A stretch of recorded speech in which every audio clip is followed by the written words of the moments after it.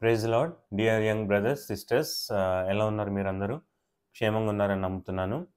ఈరోజు ఒక ప్రత్యేకమైన మాట గురించి మనం ఆలోచిస్తున్నాం. అదేంటంటే జనరల్గా యవనస్తులు ఎదుర్కొంటున్నటువంటి అనేకమైనటువంటి ప్రాబ్లమ్స్లో this is one of them. ఈ ప్రాబ్లము నాకుంది అనేటువంటిది చాలామందికి అర్థం కావట్లేదు. అదేంటి ప్రాబ్లం నాకుంది, నాకు అర్థం కావట్లేదు ఏంటి అని అనుకోవచ్చు. ఆఫ్ కోర్స్ అర్థమవుతుంది. అది ఎప్పుడు అంటే ఆ ప్రాబ్లమ్ ఎదురొచ్చినప్పుడు కాదు కానీ, ఆ ప్రాబ్లమ్ ఉన్నప్పుడు తెలీదు కానీ, అది దాటిపోయిన తర్వాత దానికి వచ్చేటువంటి కాన్సిక్వెన్సెస్ ఏదైతే ఉంటుందో, అది ఎప్పుడైతే మనం ఎదుర్కొంటామో అప్పుడు అర్థమవుతుంది, అదే ఇది నాకు ప్రాబ్లం ఉంది, నేను దీన్ని జయించలేకపోయాను అని.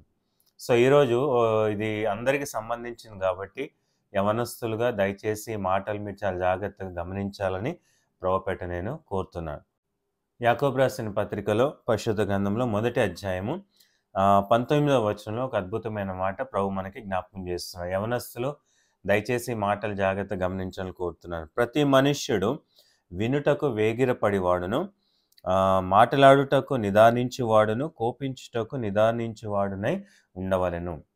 సో ఇక్కడ ఒక మాట దేవుడు మనకి జ్ఞాపకం చేస్తున్నారు. అదేంటంటే యవనస్తులుగా ఎక్కువగా ఎదుర్కొంటున్నటువంటి ఈ పరిస్థితి ప్రభు ఈరోజు జ్ఞాపకం చేస్తున్నారు. అదేంటంటే యవనస్తులుగా మనకున్నటువంటి ఆలోచన ఏమిటి అంటే, నాకు అంతా తెలుసు కాబట్టి నేను చదువుకుంటున్నాను, మంచి ఉద్యోగం చేస్తున్నాను, మంచి కాలేజ్లో మరి టాప్లో ఉన్నాను, మంచి పర్సంటేజ్ ఉంది, నా పనులు నేను చేసుకుంటున్నాను కాబట్టి అందరికంటే నేను ఉన్నతమైన స్థితిలో ఉంటున్నాను కాబట్టి నాకు ఆ జ్ఞానం ఉంది కాబట్టి నేను ఏదైతే అనుకుంటానో అదే రైట్ అనుకుంటారు చాలామంది. అర్థమైందండి? నేనే రైట్ అనుకుంటారు. అయితే అలాంటి యవనస్తులు మనలో చాలామంది ఉన్నారు. నేను కూడా ఉన్నాము. అది మనం మర్చిపోకూడదు. దాన్ని మనం డినై చేయలేం, అది కాదనలేం. ఇలాంటి సైకాలజీ ఆల్మోస్ట్ ఈ రోజుల్లో ప్రెజెంట్ 5 జనరేషన్ అంటారా, 5th జనరేషన్ అంటారు కానీ దాన్ని దాటిపోయి ఏఐ జనరేషన్లో మనం ఉన్నాం. ఆర్టిఫిషియల్ ఇంటెలిజెన్స్ జనరేషన్లో మనం ఉన్నాం. కాబట్టి టెక్నాలజీ చాలా పెరిగిపోయింది. దాన్ని మనం ఏ విధంగా జయించాలో, టెక్నాలజీలో ఏ విధంగా నేను ముందుకెళ్ళాలో అవన్నీ మనం చదువుకుంటున్నప్పుడు మనకు ఒక ఆలోచన వస్తుంది. అరే నేను టాప్ లెవెల్లో ఉన్నాను కాబట్టి I have full knowledge about my life, I have full control about my life అనేటువంటిది చాలాసార్లు మనం ఆలోచిస్తుంటాం. అయితే అలాంటి పరిస్థితుల్లో ఏమవుతుందని ఆలోచిస్తే ఎదుటి వ్యక్తి, అది మన పెద్దవారే కావచ్చు, మన కుటుంబం వారు కావచ్చు, మన తల్లిదండ్రులే కావచ్చు, మన చర్చ్లో పెద్దవారు, సంఘ పెద్దలు ఎవరైనా సరే, లేకపోతే మన బంధుమిత్రుల్లో ఎవరైనా సరే, మరి పెద్దవారు ఎవరైతే ఉంటారో వారు మనకి ఏదైనా సలహా ఇచ్చారనుకోండి, బాబు ఇట్లా చేయాలి అట్లా చేయాలి అని ఏదైనా మనకి సలహా ఇవ్వడమో, లేకపోతే మనం ఏదైనా గైడెన్స్ చేస్తున్నప్పుడు మనం ఏం చేస్తాము అంటే ఇమీడియట్గా రియాక్ట్ అయిపోతాం. We react immediately to those words. అసలు ఒక గ్యాప్ కూడా ఇవ్వం మనం. యవనస్తులు ఈరోజు అంత ఫాస్ట్గా ఉన్నారు, గుర్తుపెట్టుకోవాలి. కాదంటారా? ఒకసారి ఆలోచించే, నీ గురించి నువ్వు ఆలోచించు. ఎవరైనా మీ తల్లి కానీ పెద్దవారు కానీ నీతో మాట్లాడాలని ఇష్టపడుతున్నప్పుడు వాళ్ళు మాట్లాడుతూ ఉంటారు, ఇమీడియట్గా మనం రెస్పాన్స్ ఇచ్చేస్తాం. అయితే జాగ్రత్త గమనించండి, ఆ ఇమీడియట్ రెస్పాన్స్ ఎట్లా వస్తుంది, ఇమీడియట్గా రెస్పాన్స్ ఎట్లా వస్తుంది. ఇప్పుడు నేను ఒక మాట చెప్పాను మీకు, ఇమీడియట్గా మీరు దానికి జవాబు ఇచ్చారంటే దాని అర్థం ఏంటి? How is it possible? కనీసం దాని గురించి ఆలోచిస్తున్నామా? ఆలోచించాం. జరిగేది ఏంటంటే, ఇప్పుడు నేను మీతో మాట్లాడుతున్నాను అనుకోండి, మాట్లాడుతూ మీరు వింటూనే మీ బ్యాక్గ్రౌండ్లో, మీ ఆలోచనలో, మీ మైండ్లో దానికి రిలేటెడ్గా నేను ఏం జవాబు చెప్పాలి అనేటువంటిది ఇమీడియట్గా మనము ఆలోచిస్తుంటాం. అయితే ప్రాబ్లం ఎక్కడంటే ఆలోచించడం తప్పని చెప్పట్లేదు కానీ దానికి రివర్స్గా మన ఆన్సర్స్ ఇస్తున్నాం. అంటే దానికి కారణం ఏంటంటే, ఏదైతే నేను చెప్తున్నానో అది మీరు వింటున్నారు కానీ ఆలోచించట్లేదు. నేను చెప్పింది ఆలోచించట్లేదు, మీరు ఏం జవాబు చెప్పాలో అది ఆలోచిస్తున్నారు. అర్థమవుతుందన్నమా? జాగ్రత్త గమనించండి. వినుటకు వేగిరపడవాల, మాట్లాడటానికి, కోపించడానికి నిదానించాలి. కానీ ఇక్కడ రివర్స్ జరుగుతుంది. ఏంటది? ఆ వ్యక్తి ఏం మాట్లాడుతున్నాడో నాకు అవసరం లేదు. నా ఆపోజిట్ పర్సన్ మా పేరెంట్సే కావచ్చు, నా ఫ్రెండ్సే కావచ్చు, నా ఎల్డర్సే కావచ్చు, లేకపోతే ఎవరైనా సరే కావచ్చు, వాళ్ళు ఏం మాట్లాడుతున్నారో నాకు అనవసరం. నేనేం చెప్పాలో అది నేను చెప్తా. ఈరోజు జనరేషన్ ఆ విధంగా ఉంది. Dear young brothers sisters, are you not one of them?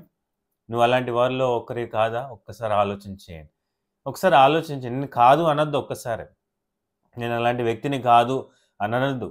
ఒక్కసారి కొన్ని రోజుల్లో జరిగిన సంఘటనలు ఒకసారి గుర్తు చేసుకుంటే, మనం ఏంటో, మన ప్రవర్తన ఏంటి, మనం ఏంటి అనే మన క్యారెక్టర్ ఎలాంటిది అనేటువంటిది మనకు గుర్తొస్తది. మనం ఏం చేస్తున్నాము అంటే, ఎదుటి వ్యక్తి ఏం మాట్లాడినా నాకు అనవసరం. నేనేం చెప్పదలుచుకున్నానో అది చెప్తా. ఎందుకంటే నాకంతా తెలుసు అనుకుంటారు. రైట్? సో, ఇలాంటి సిట్యుయేషన్‌లో ఉన్నటువంటి యవ్వనస్తులు ఏమవుతున్నారు అంటే, తన సొంత ఆలోచనలు, తన సొంత నిర్ణయాలు బయట పెట్టేసి, దాన్నే ఇంప్లిమెంట్ చేయాలని చూసేసి అనేకమైనటువంటి ప్రాబ్లమ్స్ ఫేస్ అవుతున్నారు. దానికి రిలేటెడ్ ఎవరైతే ఏదైనా అడ్వైస్ ఇస్తున్నారో, సలహా ఇస్తున్నారో తీసుకోవట్లేదు. తీసుకోకపోయేసరికి దాంట్లో డూస్ అండ్ డోంట్స్ అవన్నీ ఉంటాయి. కొన్ని చేయాల్సినవి ఉంటాయి, కొన్ని చేయకూడనివి ఉంటాయి. అవి చెప్పినప్పుడు అది మనకు అర్థం కాదప్పుడు. నాకంతా తెలుసు, నేను చేసేసుకుంటాను. అది మీ పర్సనల్ లైఫ్ విషయంలో కావచ్చు, మీ ప్రొఫెషనల్ లైఫ్ కావచ్చు, మీ ఫ్యామిలీ లైఫ్ కావచ్చు, వాటెవర్ ఇట్ ఈస్. ఈ మాట ప్రతి దానికి అప్లై అవుతుంది డియర్ యంగ్ బ్రదర్స్, సిస్టర్స్. ఆలోచన చేయండి. అందుకే ప్రభు చెప్పే మాట ఏంటంటే, మనం సేఫ్‌గా ఉండాలంటే, మనం రైట్ వేలో ఎళ్ళాలంటే, మనం తీసుకునే నిర్ణయాలు రైటా, రాంగా అని ఎప్పుడు తెలుస్తదంటే, వెన్ వి యాక్ట్. అర్థమైందా? మనం దేనికైతే మనం యాక్ట్ అవుతాం దాని మీద డిపెండ్ అవుతుంది. కానీ ప్రభు చెప్పే మాట, దేనికి నువ్వు యాక్ట్ అవ్వాలి అంటే జాగ్రత్తగా వినండి. వినుటకు నువ్వు వేగిరపడాలి. నువ్వు వినడానికి తొందరపడాలి. మాట్లాడడానికి తొందరపడొద్దు. Don't be hasty to talk or to shout or to express your anger. నీ కోపము, నీ అరుపులు, నీ మాటలు వ్యక్తపరచడానికి నువ్వు తొందరపడొద్దు. అవతల వ్యక్తి ఏం చెప్తున్నాడో నువ్వు వినడానికి తొందరపడాలి. ఒకటి ఆలోచించాలి. ఎవరు వినడానికి ఇష్టపడతారు అంటే, నేనింకా నేర్చుకోవాలి, నేనింకా తెలుసుకోవాలి, రైట్? ఇంకా దాంట్లో లోటుపాట్లని సరిచేసుకోవాలి. The one who shows interest in learning and to correct their lives, they will show interest to hear first. అర్థమైందండి? ఎవరైతే సరి చేసుకోవాలని ఆశ కలిగి ఉంటారో వారు వినడానికి ఆశపడతారు. వినడానికి ఆశపడతారు. తొందరపడి మాట్లాడొద్దు దయచేసి. తొందరపడి కోపాలు తెచ్చుకోవద్దు. తొందరపడి పెద్దవారిని ఏదేదో నోరు జారి మాట్లాడొద్దు దయచేసి. యవ్వనస్తులు జాగ్రత్త. నువ్వు చదువుకొని ఉండొచ్చు, నీ కాలేజ్‌లో, స్కూల్‌లో టాపర్ ఉండొచ్చు, మంచి పర్సెంట్ వస్తాయి. It doesn't mean that you have the full knowledge about this world experience. లోక సంబంధమైన ఎక్స్‌పీరియన్స్ నీకు ఉంది అని ఎప్పుడు అనుకోవద్దు దయచేసి. అర్థమైందా? అందుకే బైబిల్‌లో ఒక ఉదాహరణ గురించి మనం ఆలోచిస్తే, యేసు ప్రభు వారు పేతురుతో ఒక మాట అంటాడు. ఈరోజు తెల్లవారక ముందు, కోడి కొయ్యక ముందు 3 సార్లు నువ్వెవరో నాకు తెలీదని నా గురించి నువ్వు చెప్తావు అని పేతురుని అన్నప్పుడు, పేతురు ఒక మాట అంటాడు. నేను అనను ప్రభువా, నువ్వెవరో నాకు తెలీదని ఎందుకంటాను?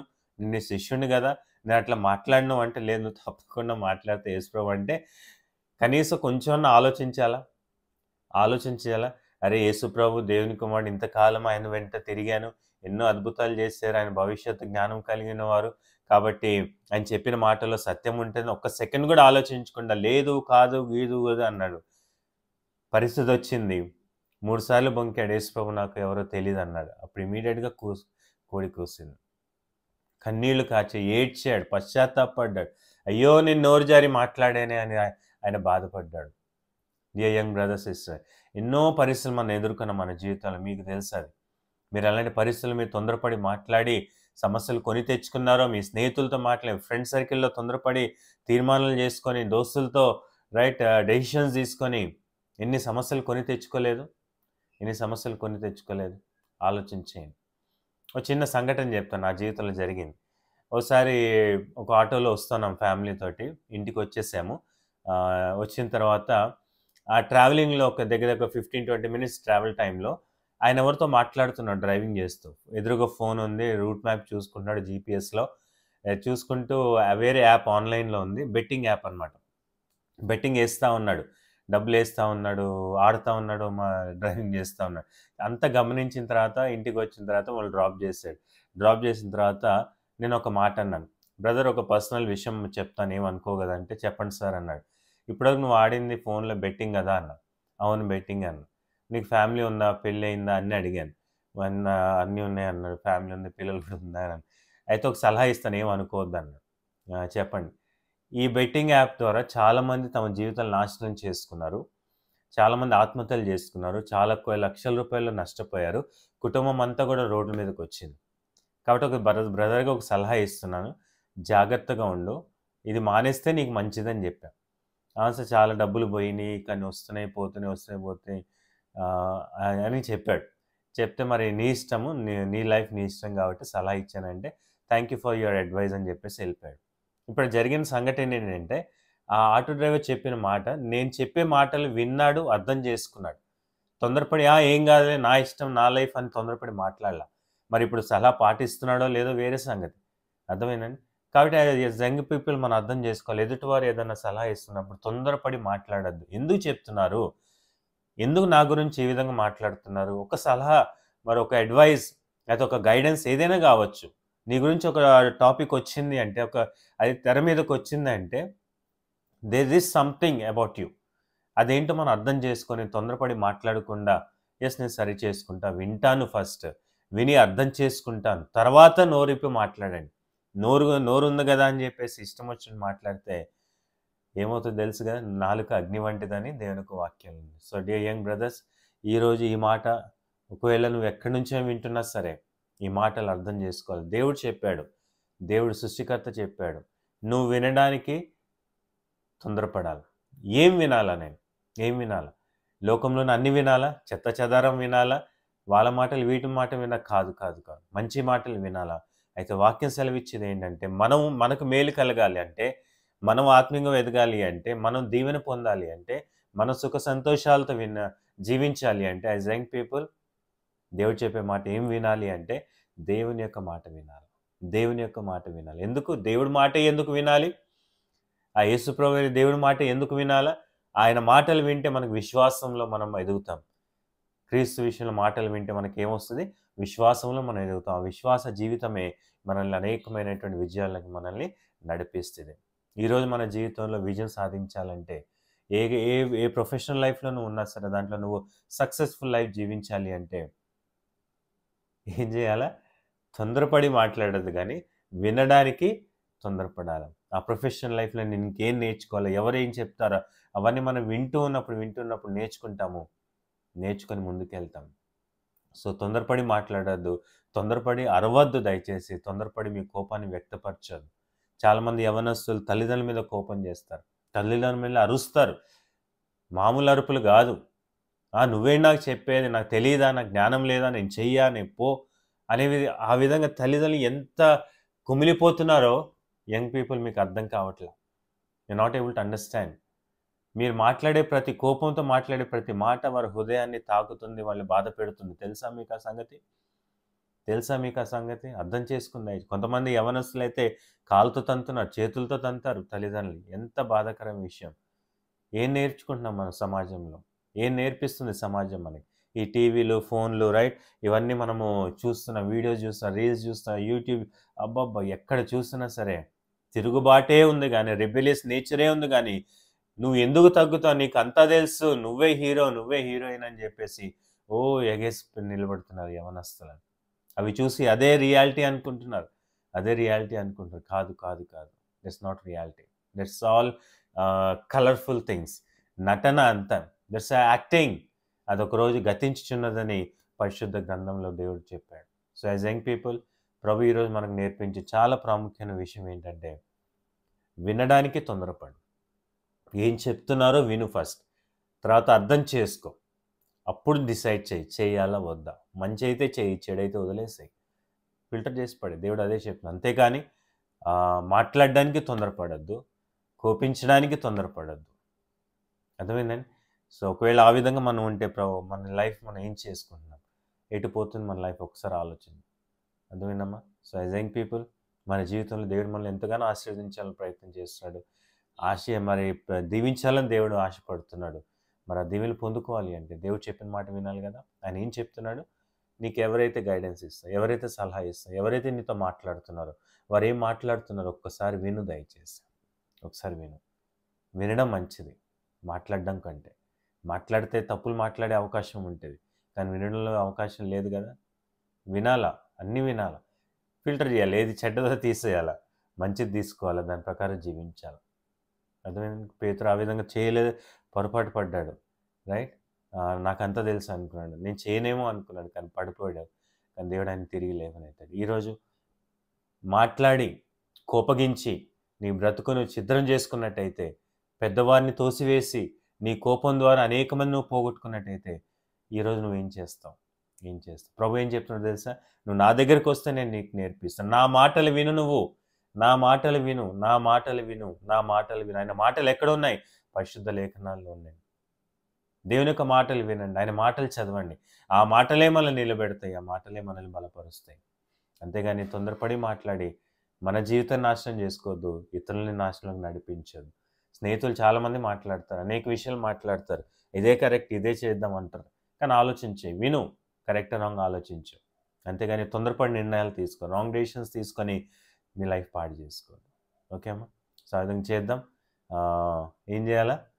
వినడానికి తొందరపడాలి, మాట్లాడడానికి నిదానించాలి, కోపగించడానికి నిదానించాలి. ప్రభు మాట చెప్తాడు కాబట్టి, ప్రభుని యెహోవా సెలవిచ్చాడు కాబట్టి ఆ విధంగా చేస్తే అదే మనకు దీవెన, ఆశీర్వాదం. చేద్దాం పని. చిన్న ప్రార్థన చేద్దాం. ప్రభువా నీకు వందనాలు తండ్రి. తొందరపడి మాట్లాడి కోపగించి మా బ్రతుకులు రాంగ్ రూట్లో వెళ్తున్నాయి. అనేకమైన సమస్యలు కొని తెచ్చుకుంటున్నాం యవనస్తులుగా. కాబట్టి ఈరోజు మాకు జ్ఞానోదయం ఇచ్చారు నీ వాక్యం ద్వారా. నీ మాటలు వినాలని, వినడానికే తొందరపడాలని సేవలు ఇచ్చారు. ఏ మాటలు అంటే నీ మాటలు వింటే మనకు మేలు. కాబట్టి యవన బిడ్డలు ఎవరైతే ఈ మాటలు వింటున్నారో అది అర్థం చేసుకొని తమ నోటికి కళ్ళెం వేసుకొని తొందరపడి మాట్లాడకుండా, తొందరపడి కోపగించకుండా, పెద్దవారు ఏం చెప్తున్నారు, వాక్యం ఏం చెప్తుంది, దేవుడు ఏం చెప్తున్నాడు, నా గార్డియన్స్ ఏం చెప్తున్నారు, నా ఇంట్లో వాళ్ళు ఏం చెప్తున్నారు, నేను వింటాను, నేర్చుకుంటాను, ముందుకెళ్తానని ఎవరైతే తీర్మానం చేసుకున్నారో వారందరినీ చేతికి అప్పచెప్పి బలపరచండి, సహాయం దయచేయమని తీర్మానం చేసుకుని బిడ్డలు దీవించమని, వారి భవిష్యత్తును ఆస్వాదించమని, విని నేర్చుకొని ముందుకెళ్ళే కృపను దయచేయమని ప్రార్థిస్తూ యేసు నామమున అడిగి వేడుకుంటున్నాం తండ్రి. Amen. So dear young brothers, sisters, ప్రభు చెప్పే మాట విధేయత చూపిద్దాం, ఆయన మాటలు విందాం, విని నేర్చుకుందాం, నేర్చుకొని ముందుకెళ్దాం, జయ జీవితం జీవిద్దాం, అనేక మందికి దీవెనకరంగా, దేవుని మహిమకరంగా జీవిద్దాం. అంటే కృప దేవుడు మనకి అనుగ్రహించింది. Thank you all.